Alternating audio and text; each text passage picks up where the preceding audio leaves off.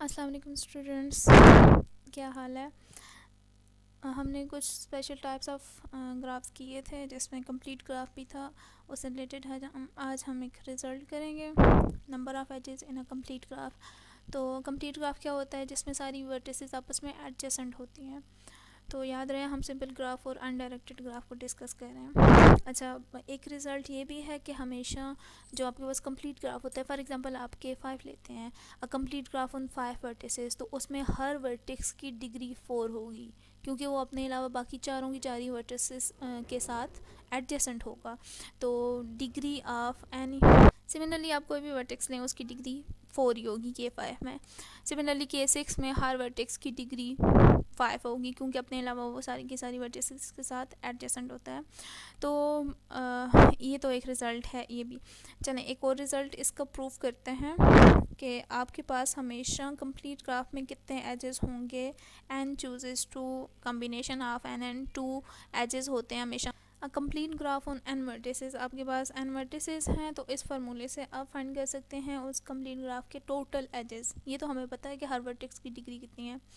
तो since graph चीज़ complete, तो वही रिज़ल्ट जो हमने अभी डिस्कस किया है कि हर वर्टेक्स की डिग्री क्या होगी, n-1, उसके आर्डर की एक लेस, नंबर ऑफ़ वर्टिसेस से एक लेस होगी। तो हर वर्टेक्स की इस तरह की डिग्री होती है। अगर आपने कंप्लीट ग्राफ वाला लेक्चर नहीं देखा तो पहले जाके वो देखें, फिर इस पे आएँ, वरना आपको समझ नहीं आएगी ये कंप्लीट ग्राफ है क्या चीज़, है क्या भला। तो चले हैंड शेकिंग लेमा यूज़ करते हैं, which is sum of all degrees of a graph. जो वर्टिसेस होती हैं वो हमेशा twice the number of edges होते हैं। हमने नंबर ऑफ़ एजेस फाइंड करना है। तो यहाँ पे सम ऑफ डिग्रीज़ हमें पता है, यस कंप्लीट ग्राफ की हमें डिग्री पता है क्या होती है, वो n-1, हर वर्टेक्स की डिग्री n-1 है। हमारे पास चूँकि n वर्टिसेस हैं तो हमने n times n-1 plus n-1 n-1 plus n-1 इसी तरह करना है। n टाइम्स n-1 हम इसको लिख सकते हैं, क्योंकि हमारे पास n वर्टिसेस हैं, हमने n टाइम्स उनकी डिग्रीज़ को ऐड करना है। सम ऑफ डिग्री क्या है, सारी की सारी वर्टिसेस की डिग्री n-1 है, तो n टाइम्स ये n-1 हम इसको लिख सकते हैं।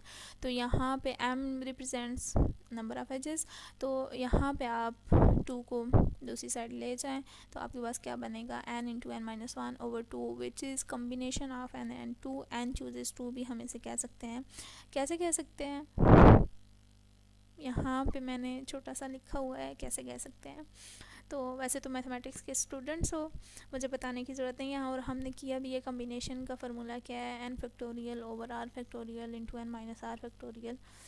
तो यहाँ पे जब आप पुट करेंगे r आपके पास 2 है तो n माइनस 2 फैक्टोरियल 2 फैक्टोरियल, तो n फैक्टोरियल को हम लिख सकते हैं n into n-1 into n-2 factorial. तो ये कैंसिल आउट हो के आपके पास ये रह गई है फॉर्म।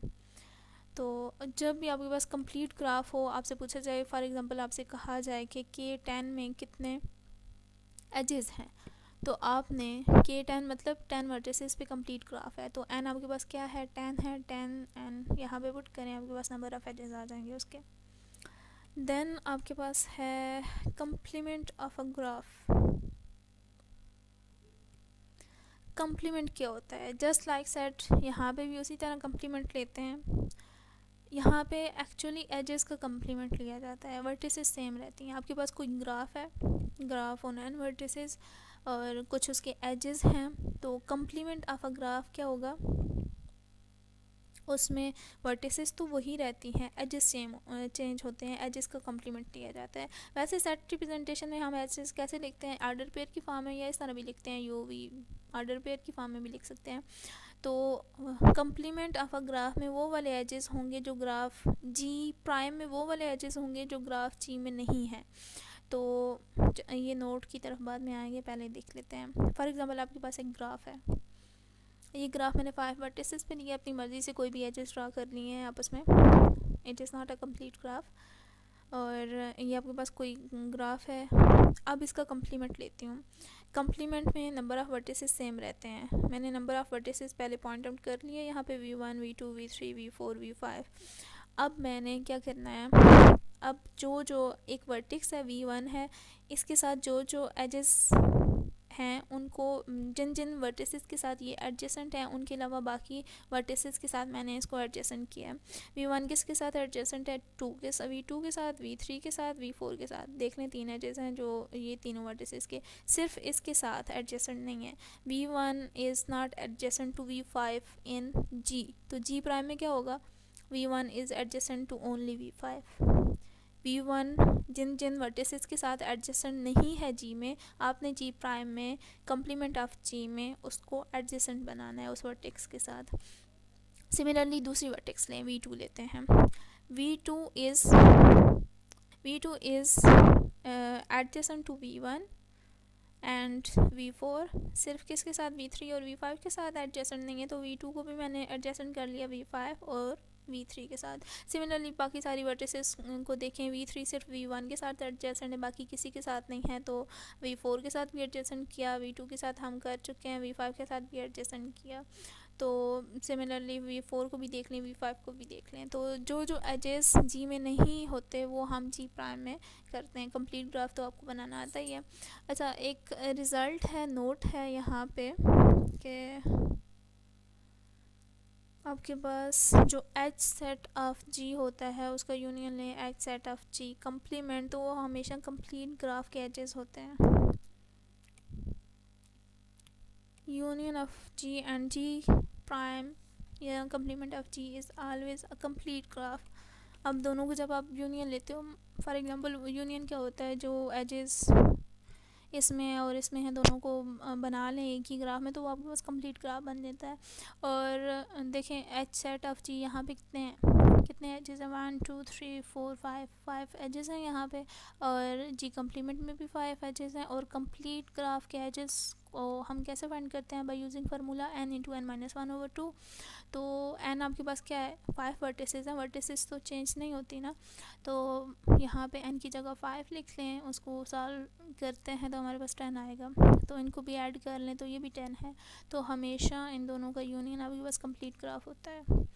अच्छा, एक बात याद रखें, कंप्लीट ग्राफ का जो कंप्लीमेंट होता है क्या होगा, चलो सोच के मुझे बताइएगा। मैं ही बता देती हूँ कंप्लीट ग्राफ का, चले बाद में बताऊँगी।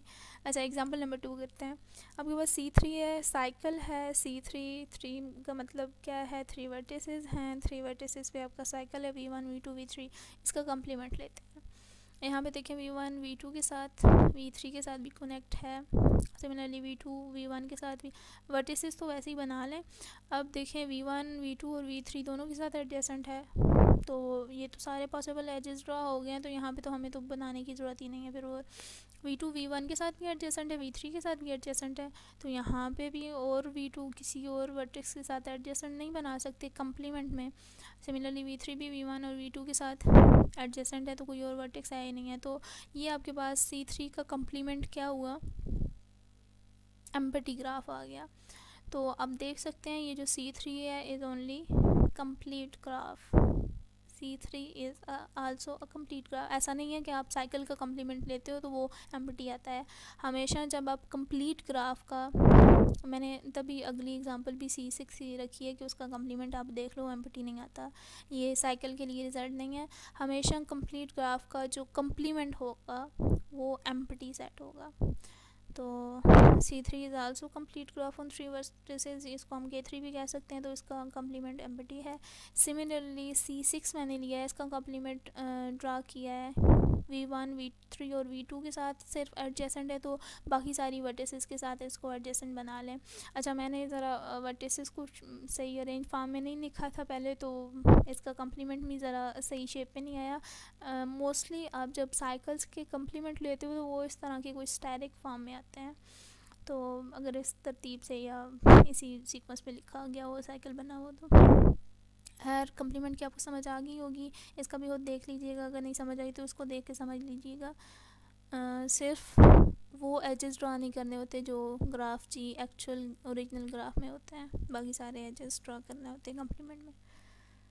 देन हम करते हैं कनेक्टेड ग्राफ।